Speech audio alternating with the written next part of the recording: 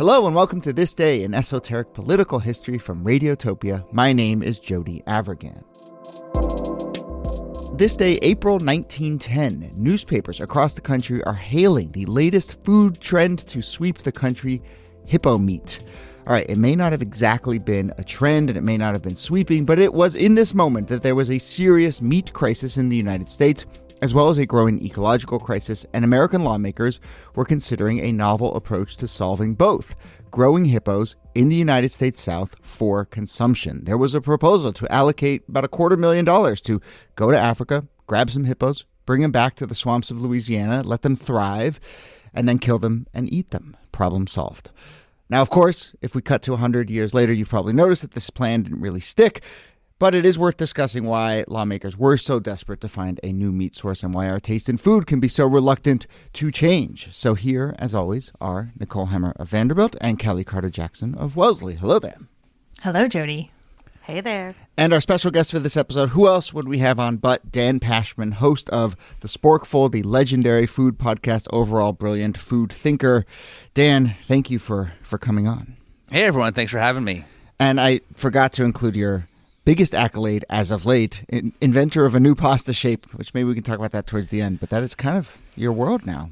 Yeah, it's, I'm in the pasta thing, I guess. But Dan's Cascatelli is available everywhere, and he did an amazing series of episodes about inventing a new pasta shape. But let's talk about hippo meat. Dan, anyone who listens to your show, I've known you for a long time and listened to your show, knows that you are an adventurous eater. I have to ask the question, have you tried it? I have not. Okay. I have not. I think that probably meat-wise, the closest thing I could say that I've gotten is that I did once eat colt, which is horse, in Europe, where it's legal, and I suspect that that's the closest thing I've gotten. And we'll get into the history, but you said where it's legal. Hippo meat, as far as we can tell right now, is illegal, right, Dan? I think you and I were texting about this a little bit. It was like, yes, it's illegal in America. That's right, and in a lot of places because it's not quite an endangered species, but it's whatever the one level short of that is. So I think it's called the do not eat list. Yeah.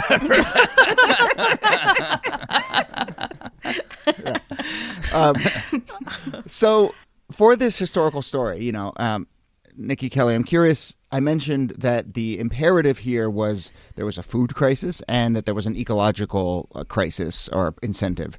So maybe we should take those one by one.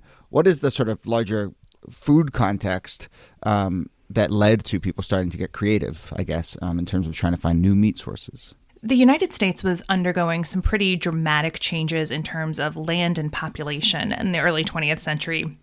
Much of the late 19th century had been kind of defined by overhunting. You'll see those images of giant piles of buffalo skulls and really sort of using up resources in a lot of ways. And this included various meat sources in the United States. And it was happening at the very same time that urbanization and immigration were driving new demands for meat as well. So you have this diminishing set of resources, you have this growing population, and you have a culture, especially in the era of Teddy Roosevelt, that is increasingly obsessed and anxious about masculinity and meat as kind of a form of expressing masculinity. Good thing we don't have that problem anymore. Yeah. I know. I'm so glad we solved it.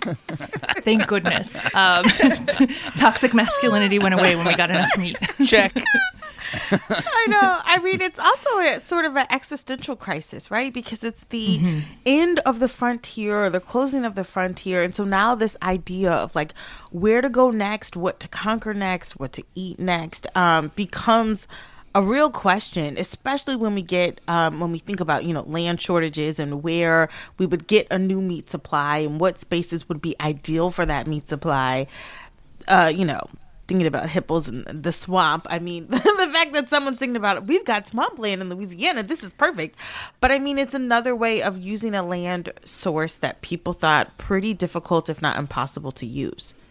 And if you're running out of grazing space, you turn to the kind of these other landscapes and think about how you can use them. And that's where this idea of, well, hippos like water, so maybe maybe that's one way to solve this problem. Hippos have meat?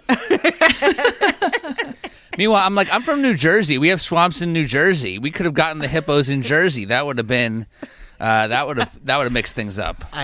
I suspect not those too late. hippos would not have loved the snow, though I guess they weren't going to be long for this world anyway. Right. But Niki, your point about the kind of machismo at the heart of this is interesting in that when you look at the proposal that was made in Congress, and they were trying to, as I mentioned, allocate $250,000 for this plan. It was a Louisiana senator. If you look at the sort of blue ribbon commission that he put together for this, they were all like big game hunters and like macho men, and there weren't any like nutritional experts, right? Or like people who know about the food supply. It was all about like, yeah, we've hunted big game before and we can do that here. Whereas in fact, this is a much subtler problem. And it was trying to, in theory, it was trying to solve a much more systemic problem. Yeah, the two of them were very much linked because we're talking about a time that's like 20 years after Frederick Jackson Turner had said that the frontier had disappeared.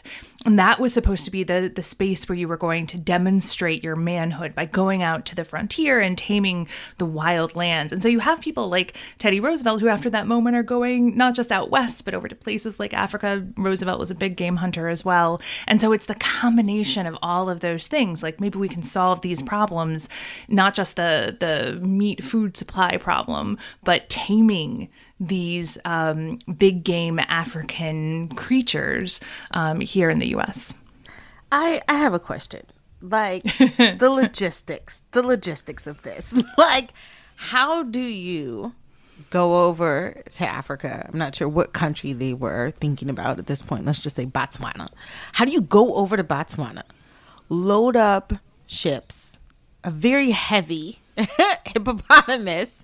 Are you bringing over, 6 men, 6 women? I feel like Noah's Ark. I don't know. Like, how are you doing this? How are you keeping them alive on the voyage that it would take several weeks or so to bring them over?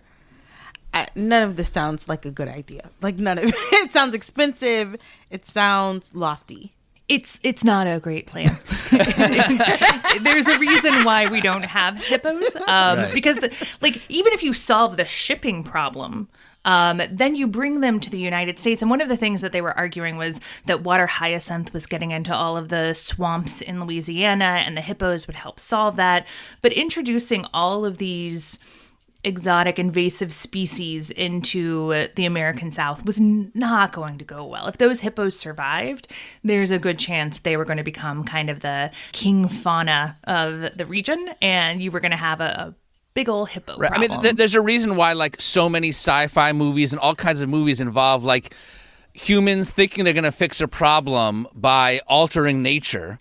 Yeah. And and like Jurassic Park, anyone? Right, there's always some sort of like horrendous unintended consequence. Like it never just goes exactly as planned.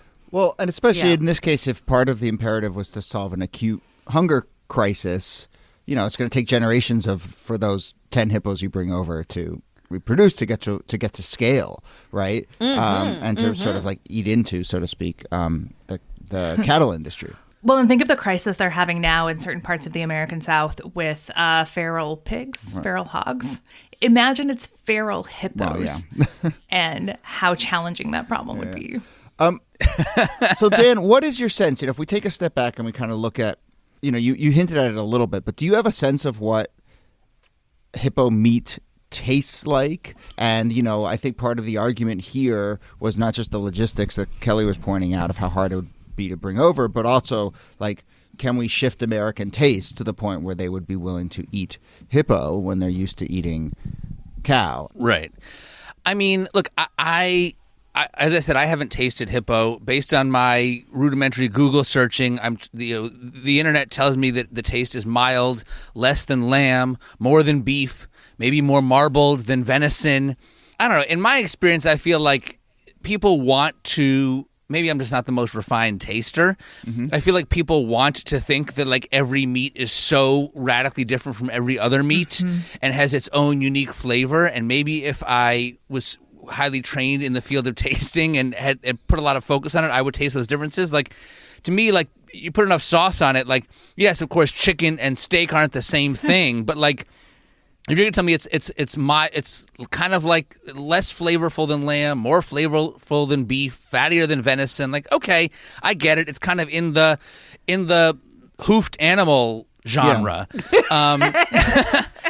I'm sure. I'm now imagining like a meat sommelier. Yeah, right. Exactly. Going through and testing all these. But like, honestly, I would suspect that if you put enough seasoning on it and fed it to people and didn't tell them what they were eating, 90-something% of people wouldn't even know it was something they hadn't eaten before. It's probably not all that radical. It's probably, honestly, like delicious if it doesn't bother you to eat it. And if it's cooked well and all those things. So, I would try that's it. another sort of thing that I'm curious to hear your thoughts on, which is, how much of our taste is about the framing and the expectation. And, if it's called one thing versus called something else, or if it's just different from the thing we're used to. How much do you see that in this story as well? Oh, I mean, that's all of our ideas about which animals are delicious and which animals are weird or ethically wrong or gross to eat make no sense.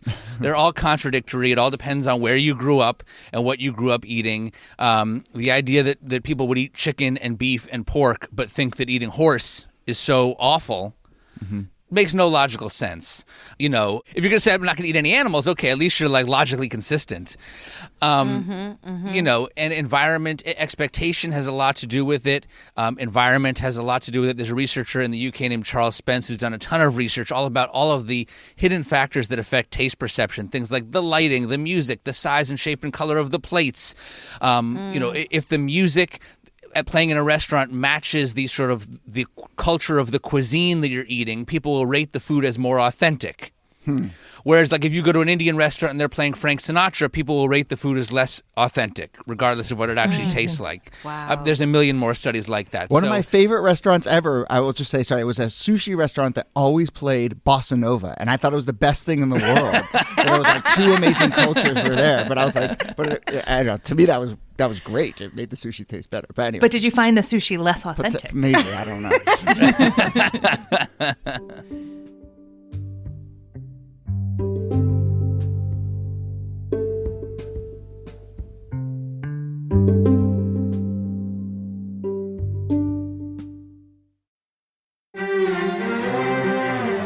You're used to hearing my voice on the world, bringing you interviews from around the globe. And you hear me reporting environment and climate news. I'm Carolyn Beeler. And I'm Marco Werman. We're now with you hosting the world together.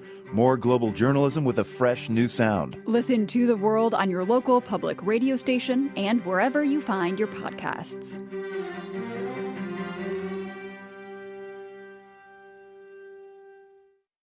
My husband's family, they're big hunters, and we would take deer meat and we would grind it up, and I made lasagna with it one time, and we had people over for dinner.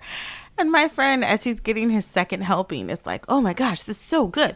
Let me tell you though, I can't stand venison. And like, he was saying how much he hated it. Right. And I was like, oh, I'm not about to tell him he's eating it. But I think it does play into, if you're eating lasagna, you are programmed to think this is lasagna, this is beef, or whatever. You're not necessarily thinking of venison or some other meat substitute. But then it's funny because once you hear it or once you find out what it is, all of a sudden it's like suddenly gross. Right. My only big addition to the conversation is that when I lived in Sydney, I ate kangaroo, which felt a little verboten because it's like they're so cute and they're like a kind of charismatic megafauna. But in Australia, they're kind of just like deer. Right. Like they're kind of annoying. People hit them with their cars. You have to watch out for them when you're out driving. And so it has that same kind of venison-like quality to them, I think. So coming back to this hippo story, one of the big, in addition to just being a sort of strange little moment, it also does present a turning point in the sense that there was a real need to find kind of a new food supply and to think about kind of where are huge animals going to graze and live. And this is one of those moments where it does seem like the Department of Agriculture in the wake of this kind of doubles down and says, the way we're going to improve our meat supply is to not diversify the number of animals that we eat, but find more land to graze beef. And, Dan, you think about sort of the impact of food and agricultural policy on our history. I mean, that is a hugely consequential decision and sort of stance, right? 100%. Although I have to say, like, as the population increases and you need to feed more people and feed them more and more efficiently, it's going to have negative environmental effects and perhaps negative effects on health based on the compromises you're making to increase the efficiency of the food production system. Would it be any different if we had a diverse set of animals that we were doing that with? Maybe not. There's still the basic math of, like, you only have so much land and you have more and more mouths to feed.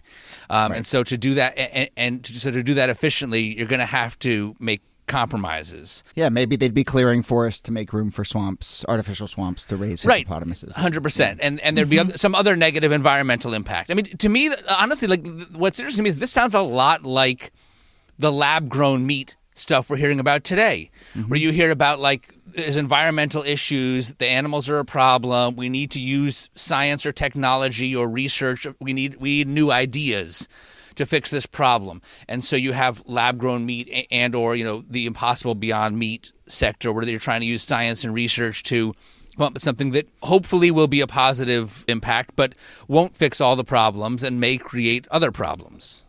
Yeah. I do think it's interesting, though, that the question of, well, is meat required?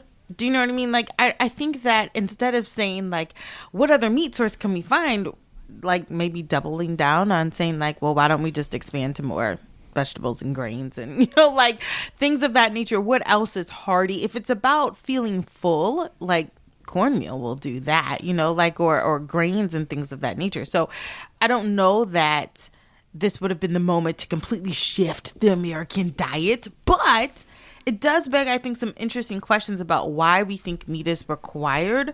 Certainly for dinner, maybe not breakfast or lunch, but certainly for dinner. My kids are like, where's the meat? Like, there's no meat on the plate. Right. They don't consider that like dinner. So how we think about what is a meal or what should go in a meal, I think is important too. Absolutely. That there are cultural expectations, and those are very difficult to change. I think it's interesting. You're starting to see changes happening around that in some places in the U.S. now. It strikes me just on anecdotal evidence that a lot of people are not necessarily changing because they have a changing ethics around eating animals, but that they're persuaded by climate evidence that they need to change their diets to a less meat-based diet. And it'll be interesting to see if those kind of ethical, scientific, political questions actually have a sustained effect on the U.S. diet over time. I mean, we've seen it in Brazil, and the ways that they have cut into the Amazon in order to create additional farming for cows and for meat. There are really intense consequences, I think, that have to be considered outside of just the I won't call it superficial, but like outside the cost of it, outside of like just relocating and all of that. Yeah, I mean, one of my best friends, my buddy Tom, whose nickname when he was in his 20s was the Caveman, because he was very carnivorous and liked to eat large quantities of food, but is also a smart, thoughtful guy who has read more about the climate change issue and the effect of animals, is ready, basically eats a tenth of the amount of meat that he used to eat. So I see him as sort of a case study. On the other hand, I think like it's always going to, it's a very slow change because you're still bumping up against the same issues you talked about at the top of the sort of the machismo around meat eating, like, come on, Kellie, now we're going to have a head of lettuce at Thanksgiving dinner? That's not how Americans celebrate. I mean, did you see what happened a couple months ago with the gas stoves? There was a brief discussion that because there is increasing evidence that gas stoves are not great for you. And I mean, like, you're basically just burning gas in your house. It's surprising it took us this long to realize it might be, an issue. And so, there was like someone in the Biden administration said something very briefly, like sort of spoke out of turn and said, like, we might someday have to ban gas stoves. And, Ron DeSantis and all these Republicans jumped on it like, out of my cold, dead hands will you take our gas stoves. I want to cook meat over fire, right? As if Ron DeSantis cooks anything. And as it also in Florida, they almost entirely have electric stoves. But they don't even have gas in Florida. But whatever. But Dan, I mean, as we wrap up, I'm curious we've started to talk about it, but I'm curious about this larger question of taste and how tastes change. And how much have you noticed that new things really do work their way into our tastes? Is it because of good marketing? Can someone kind of like will their way to changing American taste? Or is it because of big, events like, in this case, a food shortage or a pandemic or something like that? I mean, what actually leads to fundamental shifts in taste? Yeah, I mean, first of all, I think it happens slowly. We did an episode of the Sporkful years ago at Picky Eaters. They talked about how, it's very common for a person to have to taste something 30 or 40 times before they acquire a taste for it. I mean, I was well into my mid-30s before I could bite straight into a tomato. So it takes a long time for people to acquire certain tastes, especially if they didn't have them when they were young. Can you market your way into taste? A little bit, probably, but I think it's more just a matter of exposure over time. Taste certainly changed, though. To me, I think the number one contributing factor is, well, beyond necessity, which certainly is one, there's migration. Human beings move around the world and bring our ingredients and dishes with us. The food in America is so much more spicy now than it was when I was a kid. Look at all the different lines of spicy Doritos, spicy snack foods that are everywhere. My kids eat a much broader range of dishes and cuisines and spices than I did when I was growing up, and so do I. And that's just from the country becoming more diverse and foods crossing boundaries and crossing neighborhoods and intermixing and new ideas. And what was once foreign becomes familiar over time. I think about this having grown up in kind of rural southern Indiana. I don't think I'd seen an avocado until I was in my late teens or 20s. And now they're kind of ubiquitous. And part of it is marketing and part of it is changing markets and changing cultural foodways. But it has changed, I think, in all of our lifetimes in different ways, depending on where we grew up. Look at sushi. In the 1980s, large swaths of the American population thought sushi was gross. They thought that the idea of eating raw fish with vinegared rice was, quote-unquote, weird, exotic, foreign, and not something that they wanted to have any part of. And now you can walk into almost any supermarket in America, and they have sushi there. It's become a staple. Yeah, I mean, this was probably a generation ago now, but, there was that moment where salsa surpassed ketchup as the number one condiment in the United States. So, yeah, this stuff does change in our lifetimes. But I don't think we're going to get to hippos. I don't know if we're going to get to hippos. Well, Kellie, you just got to eat it 30 or 40 times. You'll get the hang of it, okay? Put it in some lasagna. Maybe Chick-fil-A will have its eat more hippo sign. As we wrap up, I mean, there was a lot more meat on this bone, as they say. There's a lot more to the hippo story. We should also give a shout out to John Mooallem, fantastic writer who for a long time wrote, just brilliant weird animal stories. And he wrote a big long story for The Atavist about this sort of hippo craze in the 1910s, including this one character, Frederick Russell Burnham, who's like one of the most fascinating characters. We'll find an excuse to do an episode about him. And then some people might be listening and know that there's a Pablo Escobar connection here too, which is Pablo Escobar had some pet hippos, and then when his land got seized, authorities didn't know what to do with his hippos, and I guess they didn't think to kill it for meat. They just let him sort of run wild, and now there's like 50 feral hippos running around on this island, I think. Anyway, so that's I smell a Cocaine Bear sequel. Yes, there it is. I think that's exactly right. There you go. Wait, is it hippos that are the most dangerous animal?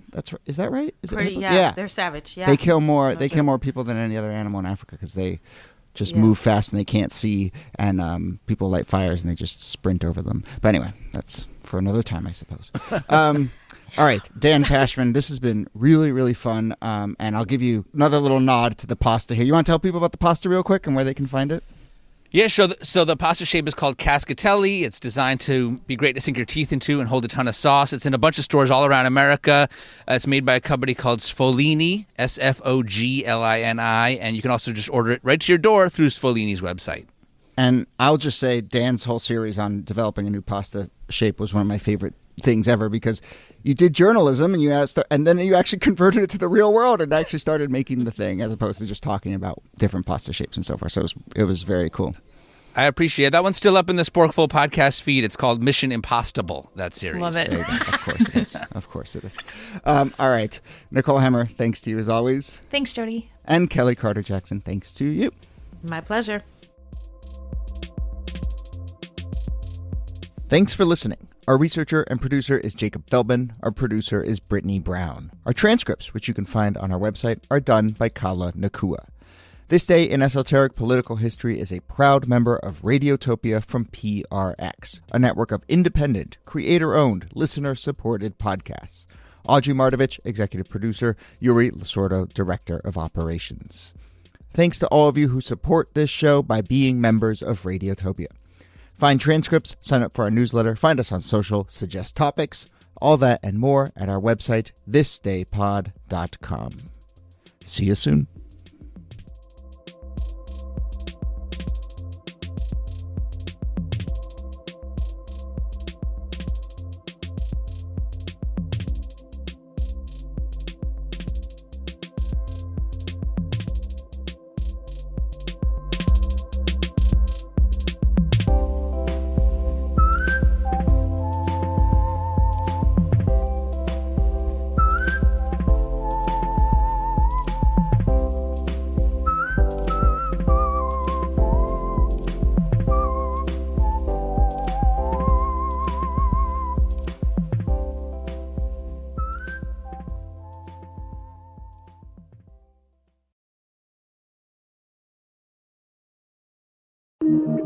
Radiotopia from